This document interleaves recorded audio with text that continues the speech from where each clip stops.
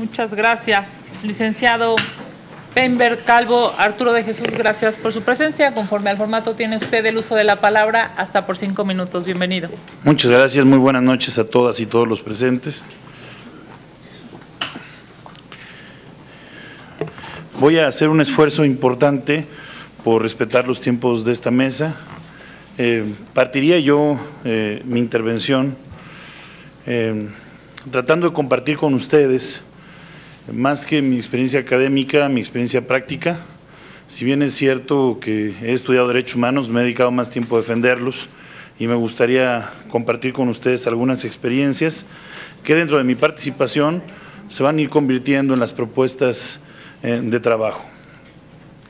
Un poco como génesis de mi trabajo, quisiera compartirles que siempre he trabajado en la sociedad civil. Me tocó fundar la Comisión de Justicia y Paz en Oaxaca hace 23 años. Trabajar dentro de este esquema de promoción y defensa de derechos humanos fue un privilegio para mí. Quisiera resaltar que el expertise más importante que pude acopiar dentro de mi trabajo en la defensa y promoción de los derechos humanos fue en el trabajo concreto de mediación en conflictos de límites de tierras, conflictos religiosos, conflictos que tenían que ver con el crimen organizado también dentro de mi territorio de trabajo, conflictos que tuvieron que ver no nada más con territorios, sino también con megaproyectos inscritos dentro de estos territorios y que eran proyectos económicos que derivaban en conflictividad social.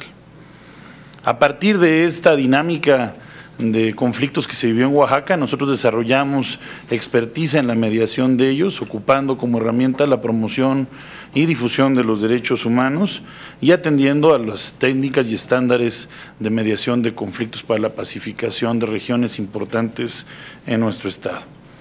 Quisiera señalar dos casos paradigmáticos de este modelo de intervención en el cual participamos, como fue el caso en el 2006 de la grave situación que se vivió producto de un conflicto que existió entre el sindicato de maestros de la sección 22, inició con ese conflicto y derivó en un conflicto más amplio social donde se organiza la Asamblea de los Pueblos de Oaxaca y entonces nos toca interactuar partiendo del principio de mediación. Fuimos el primer equipo de mediación y después de interlocución junto con el maestro Francisco Toledo y el padre obispo Arturo Lona Reyes.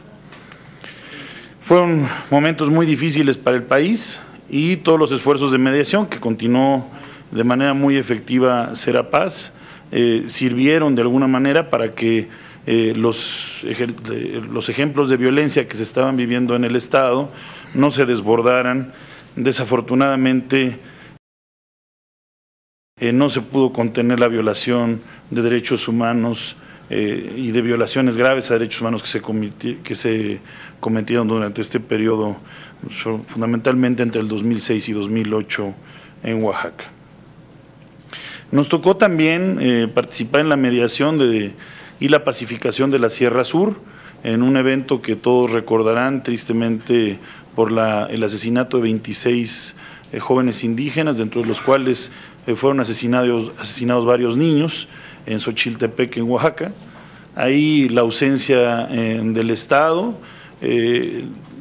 no daba garantías para que se lograra la pacificación y fue la sociedad civil y después junto con el Estado que se logró generar un modelo de intervención exitoso en esta región tan conflictiva del Estado y que todavía, aunque existen brotes de violencia, ha ido mermando. Porque el modelo que se ocupó fue el enfoque en las capacidades de desarrollo de los pueblos más que en las diferencias de los pueblos y en hacer efectiva la aplicación de los programas y proyectos de gobierno en la inversión social para que de esta manera se fuera a través del desarrollo distendiendo el nivel de conflictividad. Yo quisiera colocar que estos fueron algunos de mis niveles de participación antes de ser funcionario público, producto de la organización de la sociedad civil en Oaxaca.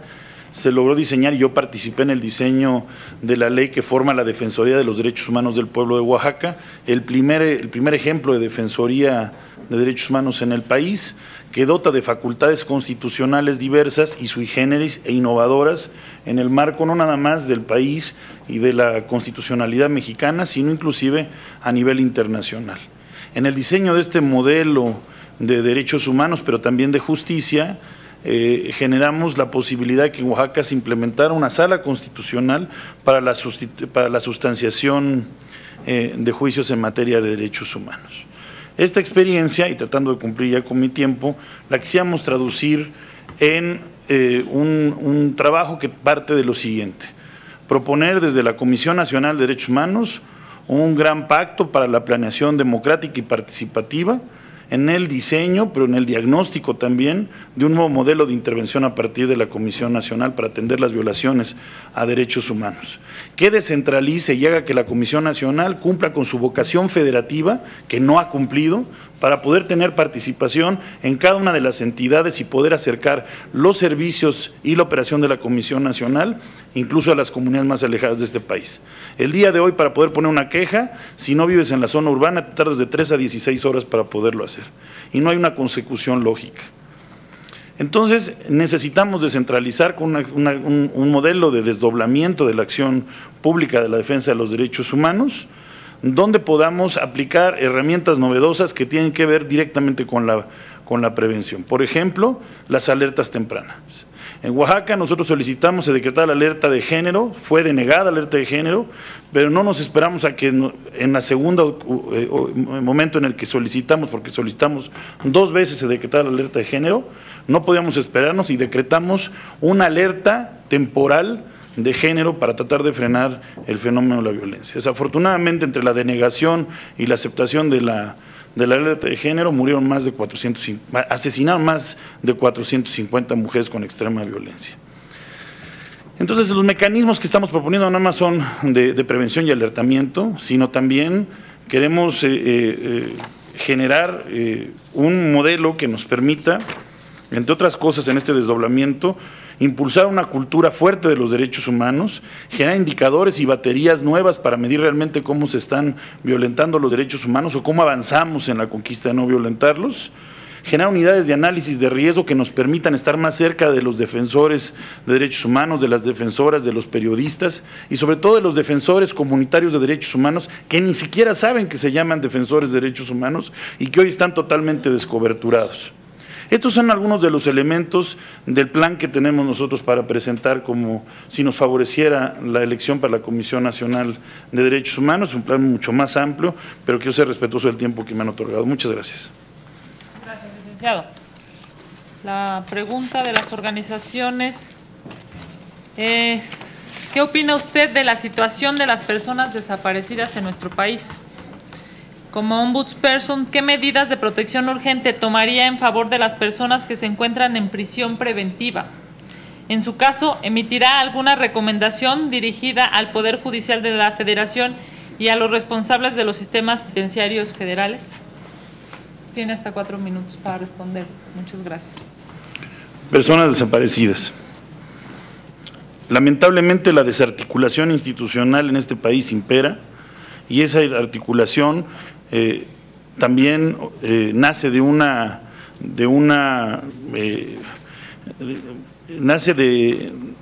no estar cumpliendo con los objetivos de la articulación institucional, y eso es de alguna u otra manera criminal y tendría que ser sancionable. La omisión, a eso me refiero, la omisión que se genera en la integración de los servicios para la búsqueda de personas ha derivado en una ineficiente y evidente capacidad para la búsqueda de las mismas. No es posible que sea la sociedad civil organizada la que con sus recursos esté generando todos los mecanismos de búsqueda y no exista realmente un comparativo de lo que esté pudiendo hacer el Estado o no. Entonces aquí lo que nosotros propondríamos es un pacto nacional de integración de todas las instituciones con una observación concreta tanto de los organismos de derechos humanos como de la sociedad civil, para que de manera muy concreta el Estado determine tiempos, formas, proyectos y alcances de una búsqueda nacional integrada. Eso en términos de personas desaparecidas. En cuanto a la prisión preventiva y alguna medida de urgencia, sería primeramente revisar cuáles son los mecanismos jurisdiccionales y cuáles son los mecanismos de acceso a la justicia que están teniendo las personas que son privadas de manera preventiva de su libertad, y de esa manera podríamos generar una medida cautelar que nos permitiera revisar los sistemas normativos, tanto federales como estatales, y poder de esa manera buscar una cautelación frente a la imperfección de la ley en materia de prisión preventiva. Hay un gran avance en cuanto a otras como son el arraigo, pero la prisión preventiva es un tema que se tiene que revisar con puntualidad.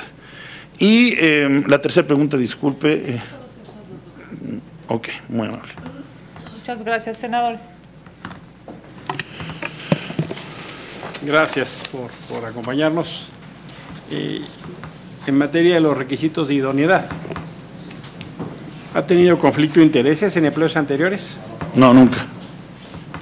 ¿Cuenta con algún conflicto de interés en el presente? No.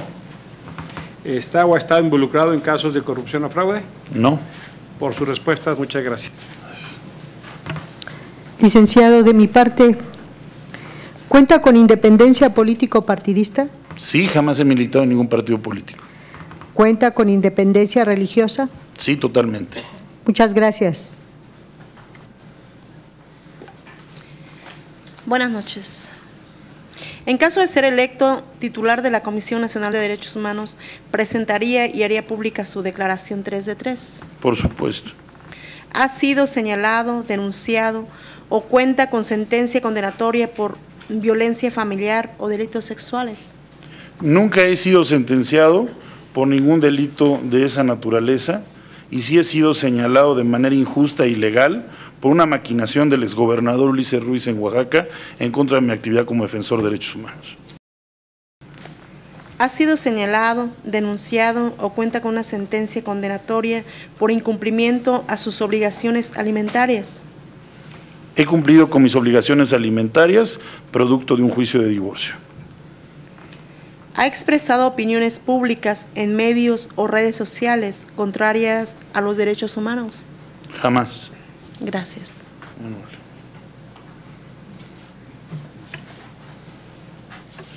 Respecto a su experiencia, buenas noches. Muy buenas noches. ¿Está usted comprometido con la progresividad de los derechos humanos? Sí, por supuesto. ¿Ha trabajado con víctimas de violaciones de derechos humanos? Desde hace 23 años ininterrumpidamente. ¿Cuenta con capacidad de diálogo con sociedad civil, academia, colectivos, entre otros? Mi experiencia es en la mediación y como parte de la experiencia de mediación, el diálogo es una de las claves más importantes para poder defender derechos humanos y generar incidencia. ¿Cuenta con imparcialidad respecto a familiares y amistades cercanas? Efectivamente, total independencia. ¿Cuenta con aportaciones en el campo de los derechos humanos? Sí, podría comentar varias de ellas. Gracias. Bueno, las aportaciones que yo quisiera compartir son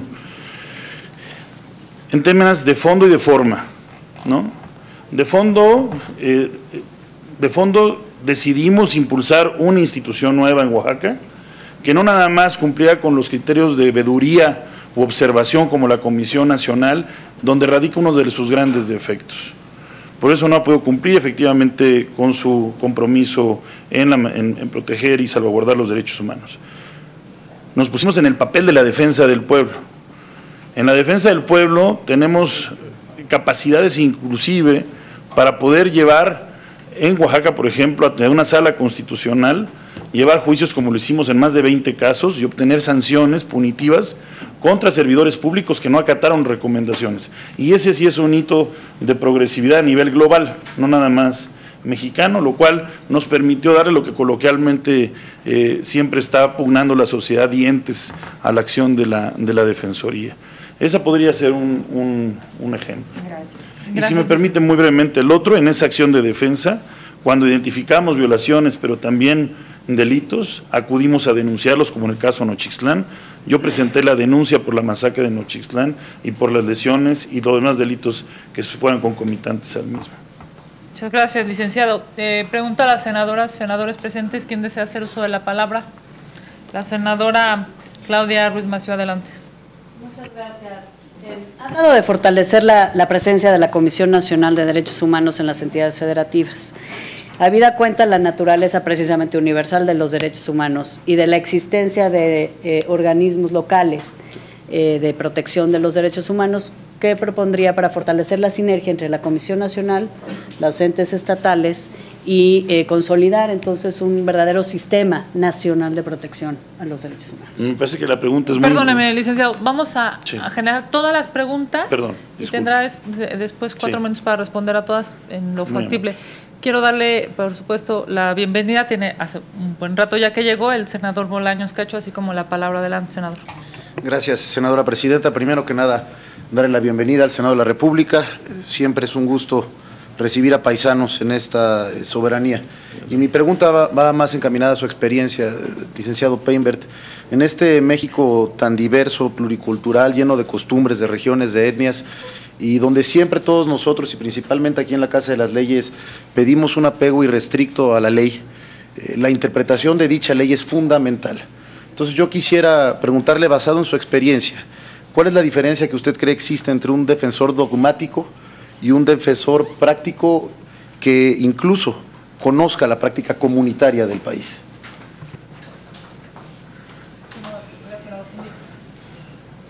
Gracias. Nada más respecto a lo que comentaba de los ejemplos donde ha participado directamente defendiendo los derechos humanos, respecto a lo ocurrido en Nochixtlán en el año 2016, si pudiera usted profundizar más lo ocurrido y las acciones que usted tomó.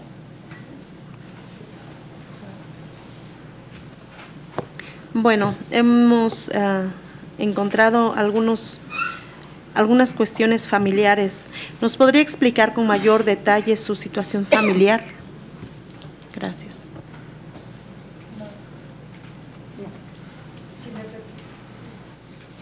Gracias. Gracias, bienvenido. A ver, quiero hacer 3 preguntas. La primera es, a principios del 2019, Felipe López Hernández, consejero ciudadano de la Defensoría, denunció la opacidad al interior del organismo que usted dirigía en materia del ejercicio de los recursos. Cuéntanos de esa denuncia, qué pasó, por qué. En fin, él era, no sé si era o es consejero de la misma Defensoría. Me interesaría saber su opinión. Algunas organizaciones de la sociedad civil de Oaxaca lo han calificado usted como un defensor ausente, ¿no? En particular organizaciones de mujeres distintas.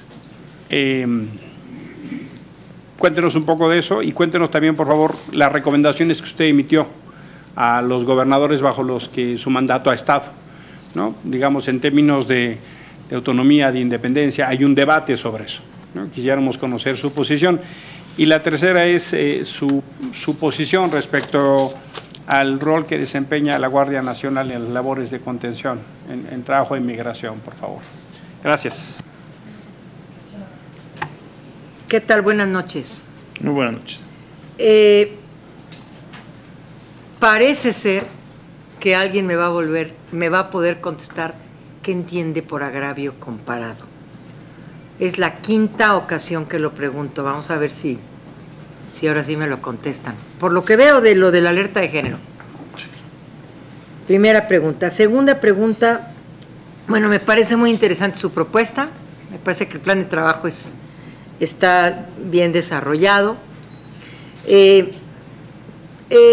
le preguntaría a usted, las razones por las que usted ve que se solicitaron las alertas de género, pues son 2. Una es por agravio comparado y otra, las que ya sabemos que marca el reglamento de la ley. Mi pregunta es, ¿cómo haría usted si fuera presidente de la Comisión de Derechos Humanos para declarar no una alerta de género nacional, porque la ley no habla de la declaratoria nacional, habla de un territorio determinado?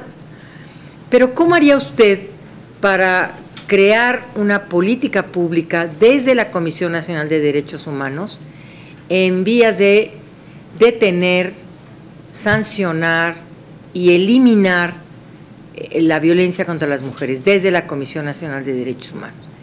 Y le preguntaría también ¿cuáles desde su punto de vista los 3 problemas de derechos humanos que considera más graves y cómo las abordaría?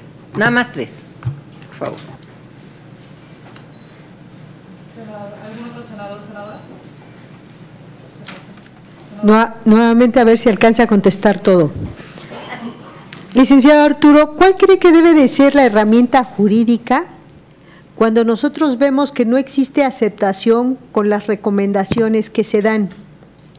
O ante una aceptación y esta no se cumple. Es todo. ¿Cómo no? Licenciado, es obvio, ¿no? Está en varios medios de comunicación la posibilidad de que usted tenga alguna cercanía con el presidente López Obrador. Inclusive hoy un medio menciona que es usted uno de los 3 posibles aspirantes que tocan la puerta de Palacio Nacional antes de tocar la puerta de Insurgentes y Reforma, refiriéndose al Senado de la República. Todos aquí leemos los medios de comunicación y más si se refiere a los temas que en este momento nos atañen. Me parece que también es justo que en este momento usted pueda defenderse, digamos, fijar una posición sobre este tema. Lo hemos hecho con anteriores compañeras y compañeros que se ubican quizá en algún supuesto parecido. ¿Cómo convencernos de que si fuese usted el ombudsperson de este país, esa subordinación a Palacio Nacional no se tendría? ¿Cómo poder aspirar a que si usted estuviera en la posibilidad de ser el presidente de la CNDH,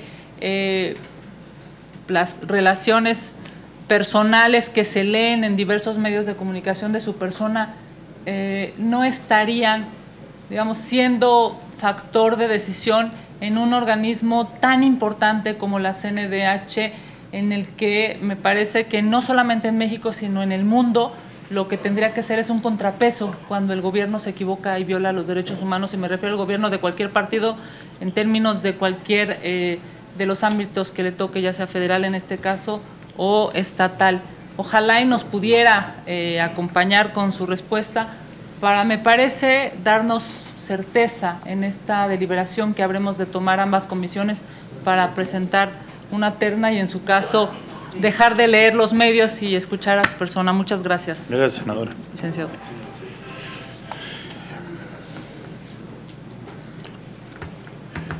Quisiera empezar contestando cómo el trabajo de la descentralización de la Comisión Nacional de Derechos Humanos sería un efecto coadyuvante y positivo a el trabajo que hacen las comisiones locales. Son complementarios.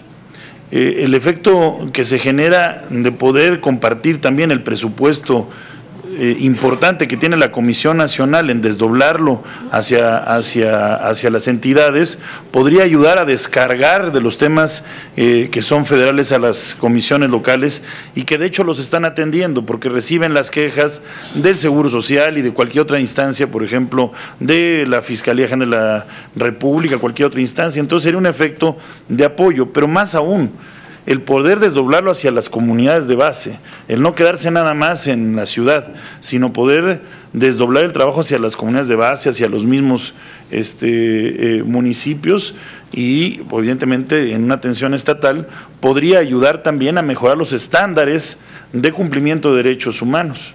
Podría también generar un efecto de mayor autonomía al estar tan cerca, conviviendo ambas instituciones, tanto las locales de derechos humanos como la nacional. Existe una gran crítica a nivel nacional sobre la falta de autonomía, es parte de las preguntas que están aquí, sobre todo en los entes estatales, y esta sería una forma, no la más efectiva ni la que se necesita para lograr generar realmente la plena autonomía de los órganos estatales y nacionales de derechos humanos. De esa manera contesto, senadora, la pregunta que me hace usted.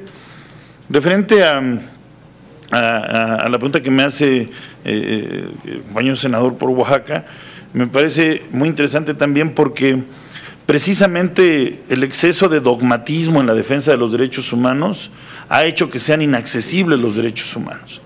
Hoy las víctimas de derechos humanos, cuando leen las recomendaciones de derechos humanos, no les entienden. no saben ni con qué se comen.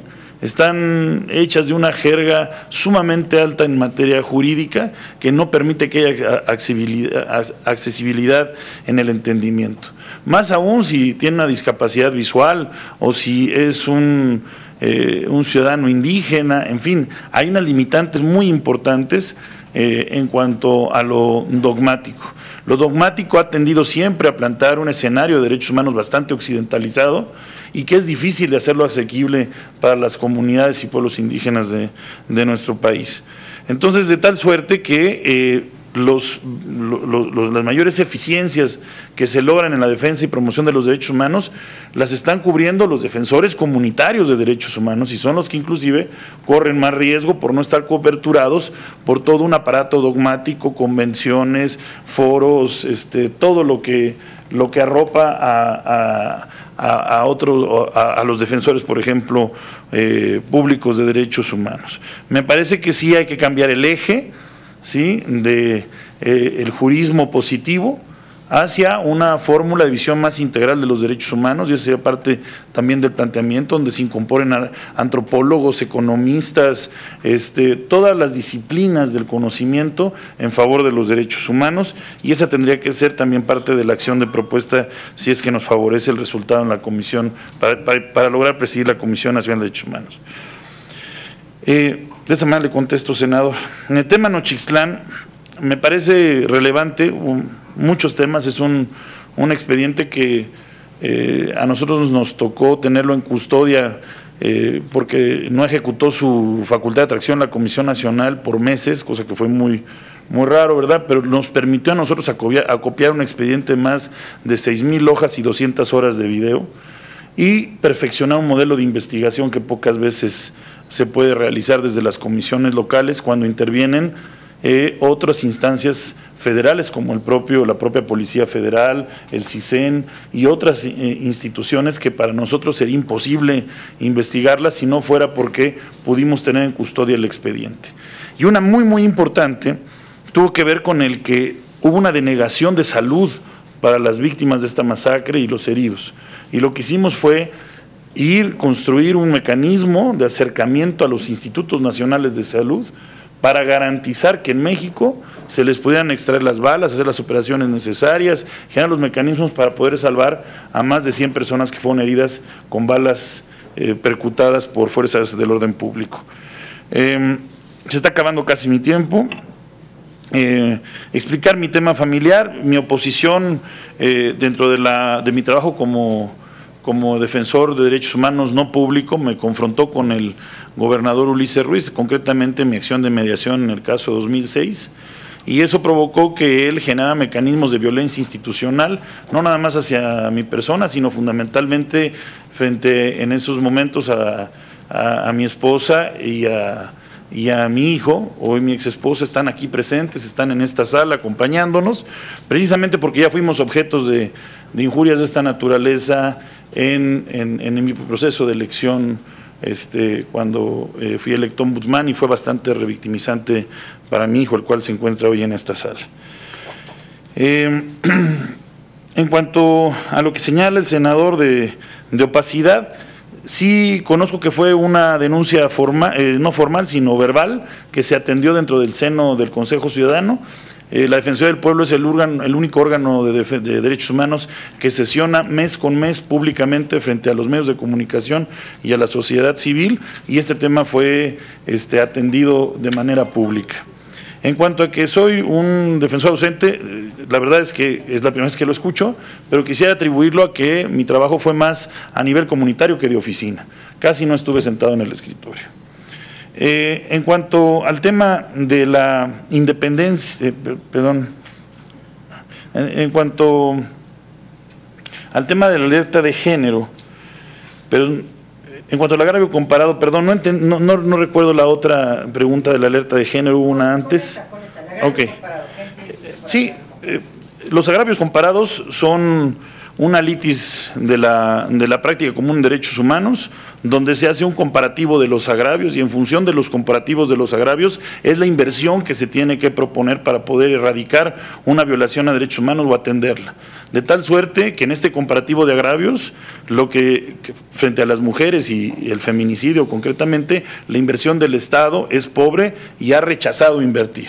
La alerta de género no funciona, no ha funcionado, es un instrumento que nos llamó la atención, pero que tiene que ser perfectible, no nada más desde los presupuestos, sino desde las acciones concretas.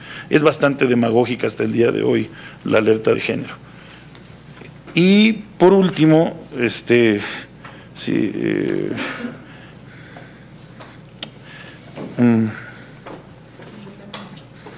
la independencia, muy importante.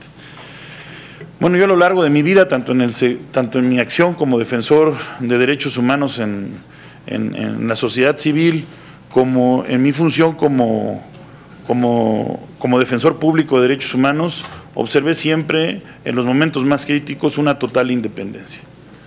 Me tocó el sexenio del gobernador Gabino Cue y hay un importante señalamiento sobre las violaciones graves que se cometieron en Oaxaca y algunas que no están catalogadas dentro del catálogo de graves, pero que deberían ser muy graves, como el subejercicio presupuestal, que genera una pobreza muy importante, o la participación en una mesa de operación conjunta que se diseñó para intervenir en Nochixtlán matando gente y atacando una población con fuerzas del orden público. Este es un ejemplo que podría hablar tal vez de mi independencia. Otro ejemplo importante que yo quisiera dar es que en este mismo contexto yo fui llamado a comparecer ante esta misma mesa, ante esta misma representación, pero en otro momento, por los hechos acontecidos en Nochixtlán, situación inédita. Fue la primera vez que comparece un ombudsman o un ombudsperson ante una instancia constitucional como este honorable Senado. Yo trataría de contestar así su pregunta, senadora. Muchas gracias. Si no hubiera algún otro tema adicional, le queremos agradecer su presencia esta noche, licenciado. Muchas gracias. Muchas gracias por estar aquí.